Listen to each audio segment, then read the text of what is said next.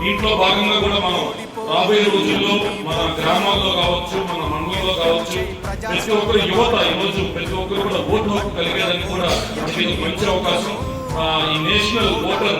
Register లో కూడా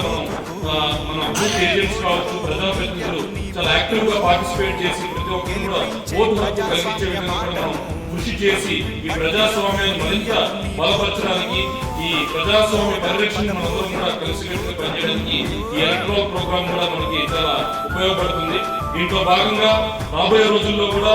election commission ఆధ్వర్యంలో, మండల అధికారుల ఆధ్వర్యంలో గ్రామాల్లో కూడా విస్తృతంగా అవగాహన కార్యక్రమాలని పెట్టి ఏ విధంగా ఓటు నమోదు చేసుకోవాలి, ఏ విధంగా మనం లేని వాళ్ళు ఓటు తొలగించుకోవాలి, ఫామ్ 6 కావచ్చు, ఫామ్ 7 కావచ్చు, వివిధ అంశాల మీద అవగాహన కల్పిస్తూ దీన్ని ముందుకు తీసుకెళ్లాల్సిన అవసరం ఎంతైనా ఉంది. దీనికి అన్ని పార్టీల బూత్ లెవెల్ కన్వీనర్లు కూడా సహకారం తీసుకొని, ఆయా గ్రామంలో ఉన్న ప్రజాప్రతినిధుల సహకారం తీసుకొని